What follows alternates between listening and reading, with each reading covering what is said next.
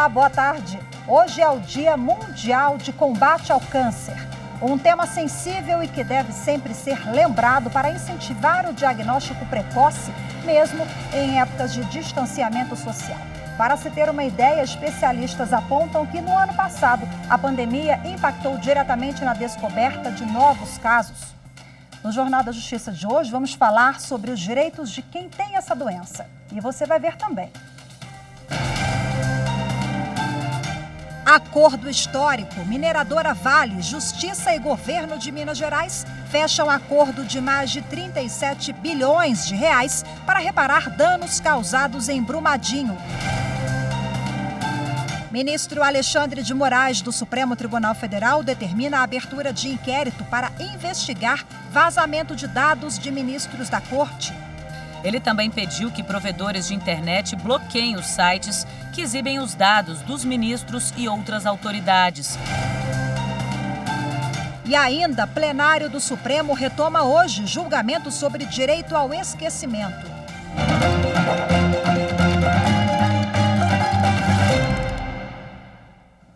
Em audiência no Tribunal de Justiça de Minas Gerais, realizada na manhã de hoje, a Vale, instituições jurídicas e o governo de Minas Gerais assinaram um acordo de mais de 37 bilhões de reais para a reparação de danos coletivos provocados pelo rompimento da barragem da mineradora Vale em Brumadinho, Minas Gerais. Acompanhe na reportagem de Eduardo Júnior.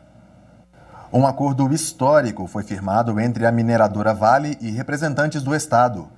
Ficou decidido que a empresa irá disponibilizar 37 bilhões e 726 milhões de reais para a reparação dos danos causados pelo rompimento da barragem da mina Córrego do Feijão, em Brumadinho, no ano de 2019. A 7ª audiência de mediação entre as partes foi conduzida pelo presidente do Tribunal de Justiça de Minas Gerais, o desembargador Gilson Soares Lemes. O Poder Judiciário, junto com as instituições jurídicas, nesse momento, dá uma resposta em tempo razoável à sociedade. Em 2 anos, construiu-se um acordo da ordem de 37 bilhões de reais para que sejam ressarcidos esses danos. O Poder Judiciário, que é a última trincheira do cidadão, mostra que veio, mostra que está a postos para distribuir justiça, para entregar a prestação jurisdicional. Participaram da audiência representantes do Ministério Público, da Defensoria Pública, da Advocacia Geral do Estado e do Tribunal de Contas. Também estiveram presentes o governador do Estado de Minas Gerais, Romeu Zema, e o Procurador-Geral da República, Antônio Augusto Aras.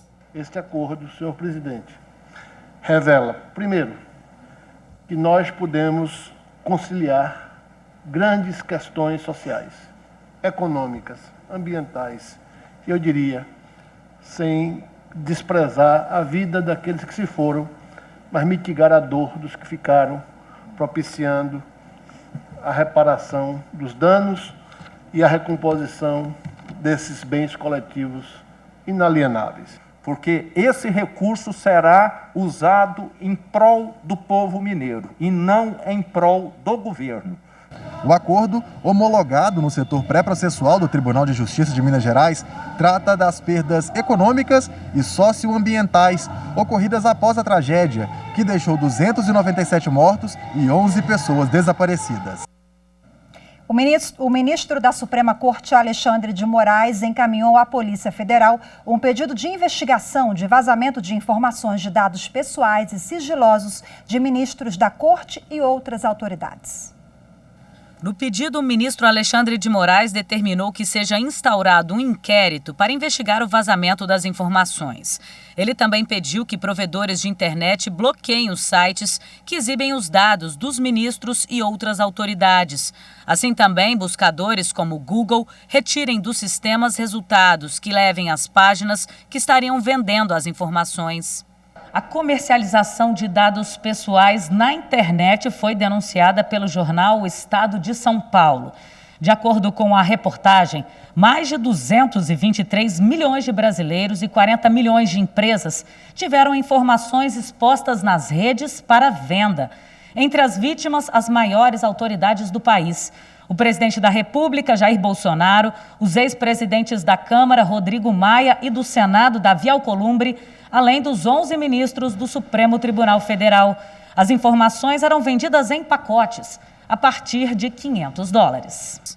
No início da semana, o presidente do STF, ministro Luiz Fux, classificou como gravíssimo o vazamento de dados pessoais, não só de autoridades, como de milhões de brasileiros, e pediu providências ao ministro Alexandre de Moraes, que é relator do inquérito que investiga ofensas e ameaças aos magistrados da Suprema Corte. Também encaminhou ofício ao ministro da Justiça, André Mendonça, para que investigue a denúncia. Corte Especial do Superior Tribunal de Justiça prorroga por 1 ano o afastamento de magistrados investigados na Operação Faroeste.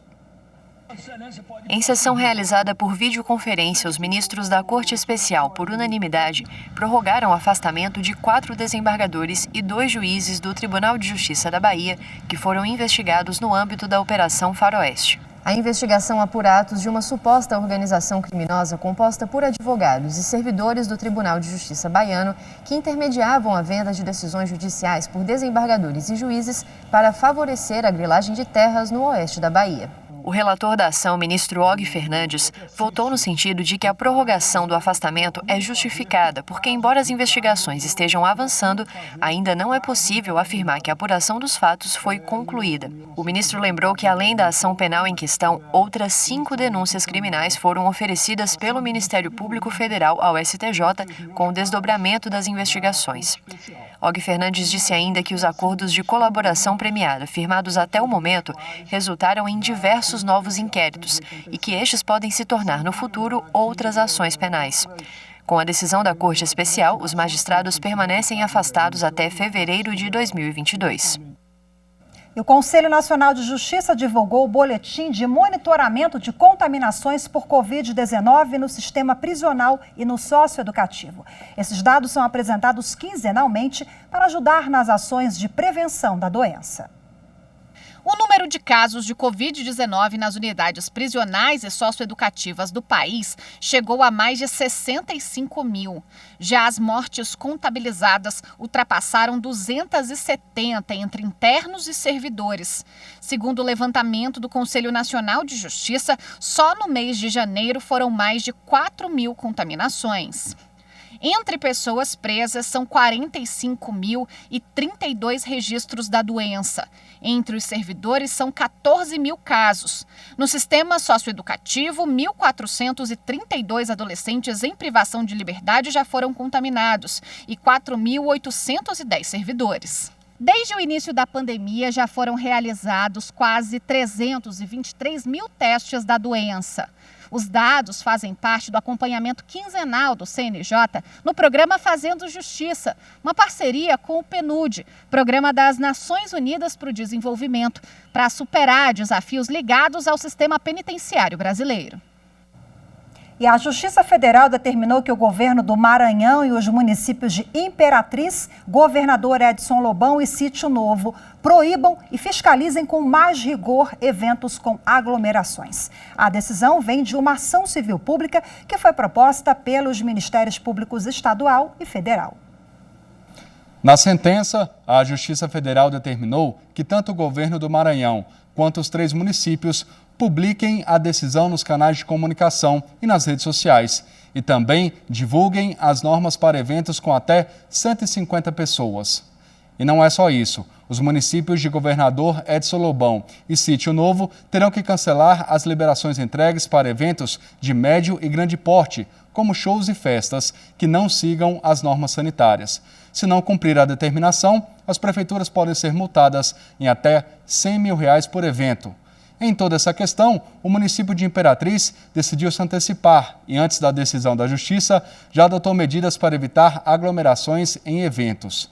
A ação foi proposta pelos Ministérios Públicos Federal e Estadual como uma das medidas para evitar o aumento de casos de Covid-19 na região. E você vai ver a seguir Dia de Combate ao Câncer. Vamos falar sobre os direitos de quem tem a doença. Continue com a gente, eu volto já.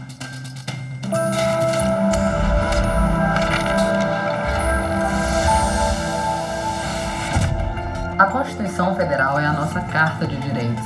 Por meio dela, o Estado brasileiro define os principais valores que deseja proteger, e nós, indivíduos, podemos então pleitear direitos e garantias ali estampados perante esse mesmo Estado. Ela deveria ser leitura fundamental para crianças e adolescentes, a fim de que se tornem cidadãos plenos e conscientes do seu espaço na sociedade.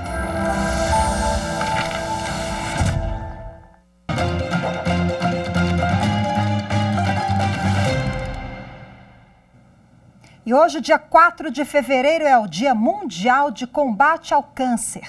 No Brasil, a luta contra a doença muitas vezes passa por batalhas judiciais iniciadas por pacientes que não recebem o atendimento gratuito garantido pela Constituição Federal.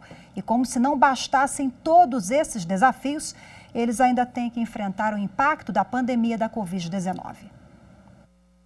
Os especialistas apontam que a pandemia da Covid-19 teve impacto negativo na prevenção ao câncer. Com a exigência de ficar em casa, o exame de rotina ou aquela consulta para investigar algum desconforto ainda pequeno teve que ficar para depois. E em São Paulo, por exemplo, houve queda de 30% no registro de novos pacientes em 2020, segundo o ICESP, o Instituto do Câncer do Estado. E os pacientes que já estavam se tratando também sofreram com as consequências. Nós realizamos uma pesquisa que foi feita em todo o território nacional. 67% dos respondentes disseram que tiveram alguns procedimentos cirúrgicos que foram atrasados ou não realizados. Já de acordo com o INCA, o Instituto Nacional do Câncer, a pandemia não teve influência sobre o número de casos, mas fez com que alguns pacientes descobrissem a doença em fase mais avançada. Como as pessoas não querem sair de casa porque estão com medo da pandemia, elas estão atrasando o diagnóstico. Por exemplo, os exames de rotina, tudo que pode ser adiado está sendo adiado. Agora, em 2021, com a chegada das vacinas e com o retorno das atividades cotidianas, há uma expectativa do aumento de pacientes em busca de diagnóstico e também das ações na justiça pedindo tratamento para aqueles que não conseguem na rede pública. Um relatório do CNJ aponta que nos últimos 6 anos, mais de 2.500.000 processos foram abertos no judiciário, pedindo principalmente medicamentos novos, que ainda não são oferecidos pelo SUS. Mas não é apenas para ter acesso a novidades que pacientes precisam recorrer à justiça. Há até mesmo tratamentos e exames obrigatórios, muitas vezes, são negados pelo SUS. A administradora Cristiane Queiroz descobriu um câncer de mama há 2 anos e hoje está em fase de remissão, em que não há sinais da doença, mas é preciso monitorar. A maior parte do tratamento foi pelo Sistema Único, mas teve de pagar por alguns procedimentos e conta que precisou lutar na justiça para conseguir todos os exames de que precisava. Eu tive que entrar na Defensoria Pública para fazer um pedido de um exame que diz que o SUS não faz, justamente porque diz que é um exame caro e que o SUS não cobre. Quando, na realidade, na ANS, na Agência Nacional de Saúde, diz que é dever do paciente ter esses atendimentos e esses exames para prosseguir com seu tratamento. Bom, e para repercutir o assunto, eu converso agora com a advogada Lielen Fernandes, que é pesquisadora especialista nessa área de direito à saúde. Boa tarde, seja muito bem-vinda. Obrigada pela presença. Boa tarde, Rafaela. Boa tarde a todos que nos acompanham neste momento. Bom, acompanhamos na reportagem que, infelizmente, são comuns os casos de judicialização da saúde no que se refere aos pacientes com câncer. Essa demanda também ela aumenta. Quais são os principais direitos e garantias desses pacientes? E esses direitos são violados por quem, por quê? Então, os pacientes com câncer, eles têm sim alguns direitos especiais na nossa legislação. Dentre eles, a gente pode destacar alguns aqui. Por exemplo, eles têm direito ao saque do FGTS, eles têm direito à isenção de IPI. A isenção de IPI, ela dá um desconto bem relevante no final daquele bem, do valor daquele carro, por exemplo. O paciente também com câncer, ele tem direito ao passe livre aqui no DF, é bem tranquilo de requerer, é só ir lá, salvo engano, na 112 Sul. E também o paciente com câncer, ele tem prioridade judicial. lá no artigo 1048 do CPC, traz que pacientes com doenças graves, eles têm, sim, esse direito de prioridade, ter o seu processo mais analisado mais rapidamente. E na saúde também, no que se refere ao atendimento, a cirurgias, a tratamento, o SUS, o Sistema Único de Saúde, ele oferece também essa prioridade aos pacientes com câncer? Então, o SUS, ele oferece o atendimento integral a esses pacientes com câncer, desde o início do diagnóstico, tratamento, cirurgia, até o pós-cirúrgico. Inclusive, pacientes que fazem cirurgia de câncer de mama, eles têm a concessão da cirurgia reparatória, né? Inclusive, Rafaela, a gente teve uma novidade legislativa salvo engano, em outubro de 2019, que traz até prazos para serem cumpridos. Traz um prazo de 30 dias para que o paciente ele inicie os exames para investigar qual tipo de câncer que ele tem, e traz também um prazo de 60 dias para que ele inicie efetivamente o tratamento já do câncer. E o que o paciente precisa se cercar para fazer valer os seus direitos?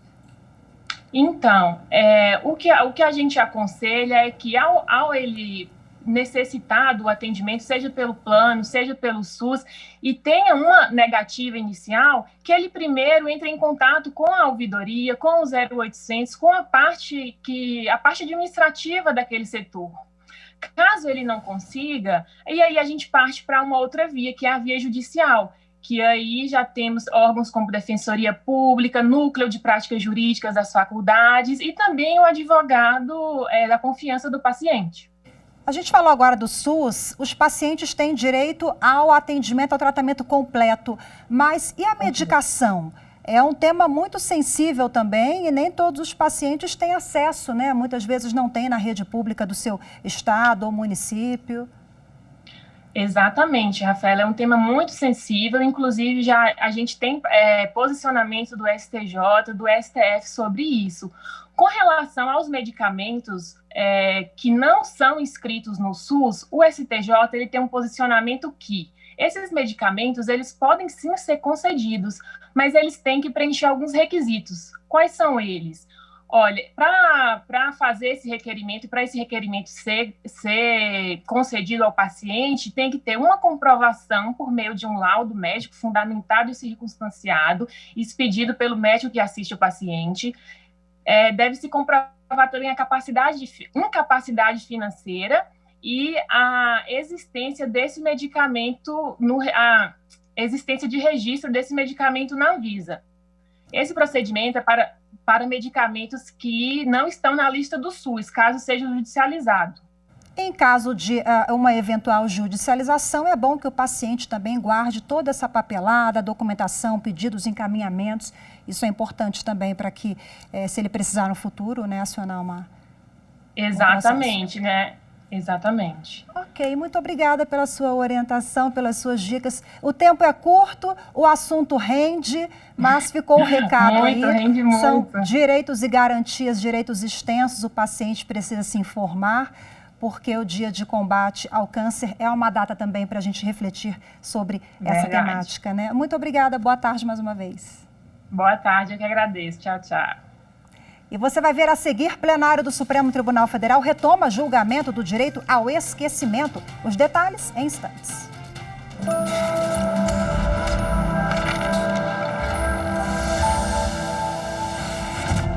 Uma das principais características da nossa Constituição de 88 é a cristalização de direitos e deveres esculpida no artigo 5º. Temos uma escolha constitucional de reforçar os direitos fundamentais. Não é à toa que o nosso rol do artigo 5º é tão extenso. Deixamos de lado um passado ditatorial e firmamos a vocação dessa Constituição cidadã.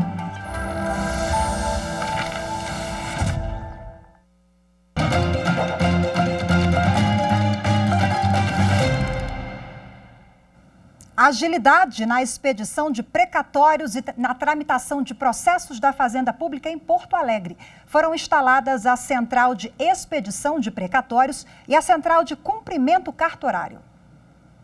A Central de Expedição de Precatórios tem como objetivo expedir os precatórios de todas as unidades de primeiro grau do Estado em processos de competência da Fazenda Pública Estadual, Municipal, suas autarquias e fundações públicas, bem como as ações acidentárias em processos físicos ou eletrônicos. Isso visa não só atender uma recomendação do CNJ, mas também a qualificar a prestação do serviço na medida em que os formulários, esses de expedição de precatórios, eles tomaram uma certa complexidade. Isso também acaba por facilitar a atividade dos servidores das unidades na medida em que essa tarefa que antes era desempenhada nas unidades vão passar a ser realizadas por essa central. O outro projeto que foi iniciado nessa semana é a Central de Cumprimento Cartorário da Fazenda Pública de Porto Alegre. Nós sabemos que as centrais de cumprimento cartorário elas foram reconhecidas como boa prática pelo CNJ em inspeção realizada no ano passado e recentemente, além de ter concorrido ao Prêmio Inovare, receberam também o selo de desburocratização do CNJ. E hoje teve sessão plenária no Tribunal Superior Eleitoral e é para lá que vamos agora ao vivo conversar com o repórter Henrique Amaral, que traz agora todas as informações. Olá, Henrique, muito boa tarde para você. Boa tarde, Rafaela, boa tarde a todos. Bom, na sessão de hoje de manhã, os ministros negaram recursos que pediam a cassação de Davi Alcolumbre, senador pelo Amapá. Alcolumbre era acusado de ter sido beneficiado durante a campanha dele ao Senado em 2014 por constrangimento de servidores comissionados do município de Macapá e também por irregularidades na prestação de contas. Mas aqui no plenário, os ministros entenderam que não ficou comprovada a fraude na campanha de Alcolumbre ao Senado em 2014. E, Rafaela, já na sessão administrativa, o plenário aprovou uma resolução que suspende as consequências para aqueles eleitores que não votaram nas eleições de 2020 e também não justificaram a ausência ou pagaram a multa eleitoral. Essa resolução foi assinada pelo presidente do TSE, ministro Luiz Roberto Barroso, em janeiro e hoje foi referendada pelo plenário. Com isso, ficam suspensos efeitos como o impedimento de tirar passaporte ou carteira de identidade e também de se inscrever em concursos públicos para aqueles eleitores que, como eu disse, não votaram nas eleições de 2020 e também não justificaram ou pagaram a multa. Isso porque o plenário entendeu que, com o agravamento da pandemia de Covid-19 em todo o Brasil, a vida daqueles eleitores que precisam justificar a ausência ou pagar essas multas em cartórios eleitorais ficou dificultada. Então, por isso, o plenário suspendeu esses efeitos. Rafaela. Muito obrigada pelas informações, Henrique. Boa tarde mais uma vez. Bom, e na semana do Carnaval não haverá expediente no Tribunal Superior Eleitoral nos dias 15 e 16 de fevereiro. O funcionamento da Corte retorna às 2h da tarde do dia 17, quarta-feira. Os prazos que tiverem início ou fim nesse período ficarão automaticamente prorrogados para quinta-feira, dia 18 de fevereiro. E no Supremo Tribunal Federal, o presidente da Corte, o ministro Luiz Fux, ele também determinou o cancelamento do ponto facultativo do dia 17 de fevereiro, quarta-feira de cinzas. Fux também convocou sessões de julgamento que ocorrerão por videoconferência para quarta e quinta-feira, dias 17 e 18 de fevereiro, datas em que ainda não havia sessões marcadas neste ano. A decisão foi tomada por causa do momento excepcional vivenciado no país em razão da pandemia da Covid-19. Daqui a pouco tem sessão plenária no Supremo Tribunal Federal por videoconferência. Os ministros vão retomar o julgamento do direito ao esquecimento. Acompanhe no comentário de Gisele Reis, a nossa consultora jurídica aqui da TV Justiça. O plenário do STF deve retomar o julgamento do recurso extraordinário sobre o direito ao esquecimento na área civil. Na sessão de hoje, o relator, que é o ministro Dias Toffoli, deve finalizar o seu voto.